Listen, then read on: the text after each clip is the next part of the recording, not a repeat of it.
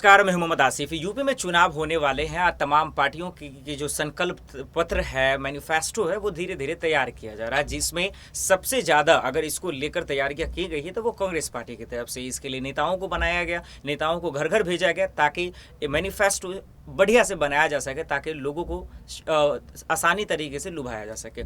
कांग्रेस की तरफ से आज ये कहा गया कि उनके संकल्प पत्र को जो है तमाम मस्जिदों के बाहर ले जाकर लोगों को जो है बांटेंगे। इसका क्या मायने हैं, क्या वजह हो सकता है, ये जानना दर्शकों को बहुत ज़रूरी है। साथ ही साथ ये भी है कि जितना भी सपा के वोट बैंक हैं उसको भी लुभाने की कोशिश है इसी के ज़रिए। उनके संकल्प पत्र में बहुत सारी बातें हैं, जिसका एक दो बहुत बड़ा बात है वो ये कि सीए के तहत जितने भी लोग प्रदर्शन कर रहे थे, प्रोटेस्ट, उस पर जो मुकदमे हुए हैं, अगर कांग्रेस पार्टी अगर जीत जाती है तो उन मुकदमों को वापस ले लेगी। तो आखिर ये जानने की कोशिश करेंगे इस प्रोग्राम में, इस शो में, कि आखिर कांग्रेस पार्टी की नीयत क्या है, किस वजह से इस मैनिफेस्टो को तैयार किया गया। अंकित, आपका बहुत बहुत स्वागत है हमें वक्त देने के लिए। सबसे पहला सवाल यही है कि संकल्प पत्र तैयार हो गया है, लेकिन जिस नीयत से तैयार किया गया है, जिस नीयत से इसे जो है इम्प्लीमेंट किया जाएगा, लोगों तक पहुंचाया जाएगा, क्या वो तरीका सही है? देखिए, भारतीय राजनीति में जातिगत राजनीति और धार्मिक राजनीति जो है वो बहुत मेरे ख्याल से अब ना होना चाहिए, होना नहीं चाहिए ऐसा, और मुझे बड़ा दुख के साथ कहना पड़ रहा है, लेकिन पॉसिबल नहीं है। बहुत अहम हिस्सा हो चुका है और उसे दूर करना बड़ा मुश्किल नजर आता है आने वाले दशकों में, आने वाली सदियों में। मेरे ख्याल से भारतीय अगर लोकतंत्र की बात की जाए, और वो भाजपा पर लगते हैं हमेशा कि धार्मिक राजनीति करने का शौक है भाजपा को, भाजपा जो है वो धर्म की राजनीति करती है। लेकिन दूसरी जो पार्टियां हैं उनका क्या स्तर है इस मामले में, वो भी सबके सामने है, लेकिन उसको उस तरह से उसका प्रचार प्रसार नहीं किया गया। अभी नया उदाहरण सामने आया कि कांग्रेस जिस प्रकार से अपना जो मैनिफेस्टो है वो मस्जिदों के बाहर जो है वो बांटेगी लोगों को, तो ये सीधा सा मैसेज जाता है कि कांग्रेस जो है वो अब मुस्लिमों को लुभाने की कोशिश कर रही है, और ये धर्म की राजनीति जो है वो यूपी में अब शुरू हो गई है, क्योंकि उसे पता है कि ब्राह्मणों को और सवर्णों को तो भाजपा अपने अंडर में कर चुकी है। बिल्कुल। बाकी एसटी एससी के लिए और ओबीसी के लिए दूसरी पार्टियां सपा बसपा जो है वो है ही है, और सपा से अभी मेरे ख्याल से अखिलेश यादव के साथ मुलाकातें भी हुई राहुल गांधी की, तो उनका तो गठबंधन भी बन सकता है। तो कांग्रेस के नाम पर जो है वो मुसलमानों को लुभाया जाएगा, और ओबीसी के लिए सपा तो है ही है तैयार। तो जातिगत राजनीति और धार्मिक राजनीति जो है वो मेरे ख्याल से उत्तर प्रदेश पे चरम पर आ चुकी है। मतलब ये जो किया गया वो एक तरह से जो है जाति काट खेलने के लिए किया गया है। तो अंकित, आपने अभी गठबंधन का जो है एक जिक्र किया, अलायंस का जिक्र किया, तो मेरा सवाल ये है कि, और बहुत लाजमी है, लोग ये जानना चाहते हैं कि आखिर यूपी चुनाव से पहले क्या लगता है आपको कि कौन पार्टी किसके तरफ जाएगा? आपने जैसा कि अभी जिक्र किया कि सपा का कांग्रेस से गठबंधन हो सकता है, लेकिन उन्होंने तो पहले अनाउंस कर चुके हैं कि किसी भी बड़ी पार्टी से वो गठबंधन नहीं करेंगे। तो आपको ऐसा क्यों लगता है कि अब सपा का कांग्रेस से हो सकता है गठबंधन, और आपको क्या लगता है कि कौन पार्टी किसकी ओर जाने की कोशिश करेगा या जा सकता है?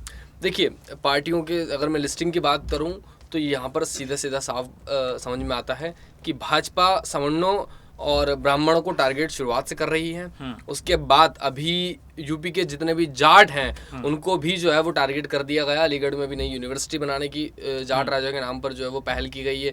तो वो एक मेरे ख्याल से बड़ा चुनावी स्टंट है वो, और योगी ने जो किया, जिस प्रकार का उन्होंने वहाँ पर भाषण दिया, तो मेरे ख्याल से वहाँ पर जो ओबीसी में जो क्षत्रिय समाजें हैं उत्तर प्रदेश की, जो जाट समाज हैं, उनको पूरा भाजपा जो है वो टारगेट करने की अपनी कोशिश कर रही है।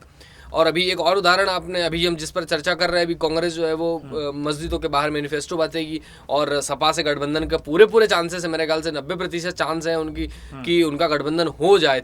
तो वो भी एक सपा जो है वो ओबीसी कार्ड खेल ही रही है शुरुआत से, उसका वोट बैंक ही वही है, उनका जीतने का आधार ही ओबीसी है, और ओबीसी मेरे ख्याल से कुछ 55 से 60% के बीच जनसंख्या है मेरे ख्याल से उत्तर प्रदेश में। तो वो एक फ़ायदा उठाएंगे कांग्रेस और सपा मिलकर, और बसपा का अपना एक तरीका है काम करने का। लेकिन सवाल अंकित ये है, आप कह रहे हैं कि अगर सपा से कांग्रेस का गठबंधन हो जाता है तो वो ज़्यादा फायदा उठा सकते हैं, लेकिन मेरा सवाल थोड़ा ये है कि 2017 में तो तीनों पार्टियों का गठबंधन था ना अंकित, कांग्रेस का भी था, बसपा, सपा, लेकिन उसके बाद भी भारतीय जनता पार्टी का कुछ बिगाड़ नहीं पाए। तो इस बार क्या बिगाड़ लेंगे? देखिए, उत्तर प्रदेश में 2017 की बात की जाए तो मेरे ख्याल से आपने बताया कि तीनों पार्टियों का गठबंधन था, कुछ बहुत कुछ बिगाड़ नहीं पाई भाजपा की। 2014 में नरेंद्र मोदी प्रधानमंत्री बने थे और उस वक्त मेरे ख्याल से 2.5 से 3 साल के बीच में ही जो है वो चुनाव हो गए थे उत्तर प्रदेश में। उस टाइम पर मोदी का नाम इतना बड़ा ब्रांड बन गया था, योगी को तो कोई पहचानता भी नहीं था बहुत अच्छे से, उनके नाम पर किसी ने वोट नहीं दिया। राजनाथ सिंह पूर्व मुख्यमंत्री रह चुके थे लेकिन उनका उतना प्रभाव नहीं था, वो पार्टी संभाल रहे थे, पार्टी अध्यक्ष थे। नरेंद्र मोदी इतनी बड़ी ब्रांड थी कि उसके सामने गठबंधन चल नहीं पाया। लेकिन इस बार ऐसा नहीं होना है। इस बार जो है वो नरेंद्र मोदी उतना बड़ा फैक्टर मेरे ख्याल से उत्तर प्रदेश में नहीं रहेंगे भाजपा के लिए। कुछ हिस्सा नरेंद्र मोदी फैक्टर काम करेगा, नरेंद्र मोदी ब्रांड जो है वो उत्तर प्रदेश के चुनाव में काम करेगा। कुछ हिस्सा जो है वो योगी का नाम जो है वो उसका जिनका पिछला 5 सालों का कार्यकाल रहेगा वो काम करेगा। लेकिन पिछले गठबंधन के मुकाबले इस बार मेरे ख्याल से कुछ अच्छा परफॉर्म कर सकती है। अब देखना होगा कि होता क्या है। पहले तो गठबंधन का ऐलान भी तो हो जाए, अभी तो चर्चाएं ही चल रही है। लेकिन मेरा एक सवाल ये है अंकित कि अगर शानदार काम हुआ है, योगी सरकार के रिपोर्ट कार्ड को अगर देखा जाए तो जिस तरह से उन्होंने जो है अपने कामकाज के ब्यौरा दिया है, तो उस लिहाज से तो भारतीय जनता पार्टी में कोई दाग ही नहीं है। लेकिन अगर इतना अच्छा हुआ है तो सवाल ये है कि उनकी जो सहयोगी पार्टी है, चाहे वो निषाद पार्टी है, ओम राजभर की पार्टी है, तो आखिर वो लोग नाराज क्यों चल रहे हैं? उनके अंदर भी आज कहीं ना कहीं अंतरकलह है। क्या वजह लगता है आपको, क्या हो सकता है? देखिए, राजनीति में अंतरकलह तो एक मेरे ख्याल से बहुत सामान्य चर्चा हो गई है और सामान्य चीज हो गई है। आज ही अपना दल और निषाद पार्टी ने फिर से अनाउंस किया है कि हम जो है वो भाजपा नेतृत्व वाली एनडीए सरकार के गठबंधन में काम करेंगे और इस बार मिलजुल कर चुनाव लड़ेंगे। और बड़ी अच्छी बात है मेरे ख्याल से उन्होंने प्रेस कॉन्फ्रेंस में की, वो बड़ा उन्होंने खूबसूरती से रखा कि योगी ने अच्छा काम किया, मोदी अच्छा काम कर रहे हैं और हम उनके साथ जुड़ेंगे। लेकिन अंतरकलह कुछ हद तक है, वो मंत्री पद को लेकर या फिर टिकट बंटवारे को लेकर सामान्य मेरे ख्याल से वो बहुत सामान्य है, उसमें कुछ बहुत ज्यादा उसकी गंभीरता है नहीं। क्योंकि कलह जो है वो टिकट बंटवारे को लेकर और मंत्री पद को लेकर ही मुख्यतः मेरे ख्याल से पिछली बार भी रही और इस बार भी रही। पद को लेकर जो है मार चलता है और चलता ही रहेगा जब तक उसको मिल ना जाए। एक सवाल ये है आखिरी में अंकित, और वो ये है कि जिस तरह से जब अगर योगी जी कहते हैं अब्बा जान वाले पहले राशन खा जाते थे तो तमाम विपक्ष को जमकर मिर्ची लगती है। लेकिन जब वही काम जब विपक्ष वाले भी करते हैं, क्योंकि कहीं ना कहीं जैसा आपने जिक्र किया कि संकल्प पत्र को अगर मस्जिदों के बाहर बांटते हैं तो भी मुस्लिम ही कार्ड हुआ। तो आपको क्या लगता है कि जब पक्ष वाले करते हैं, जो सत्ता पक्ष के लोग जब बोलते हैं तो लोगों को मिर्ची लगता है, फिर विपक्ष यही करते हैं, तो आखिर इसमें आम लोग करे तो क्या? क्योंकि मुद्दा तो लोगों से जुड़ी हुई है नहीं। बिल्कुल बिल्कुल बिल्कुल। देखिए, लोगों को मेरे ख्याल से यहाँ पर ये समझने की ज़रूरत है, धर्म को लेकर, जातियों को लेकर राजनीति तो चलती रहेगी और चलती ही आई है। लोगों को ये समझने की ज़रूरत है कि उनके जो मुद्दे हैं, हर इंसान का देखिए मेरे ख्याल से अलग मुद्दा होता है। किसान का अलग मुद्दा है, व्यापारी का अलग मुद्दा है, मजदूर का अलग मुद्दा है, विद्यार्थी का अलग मुद्दा है, बेरोजगार का अलग मुद्दा है। बिल्कुल।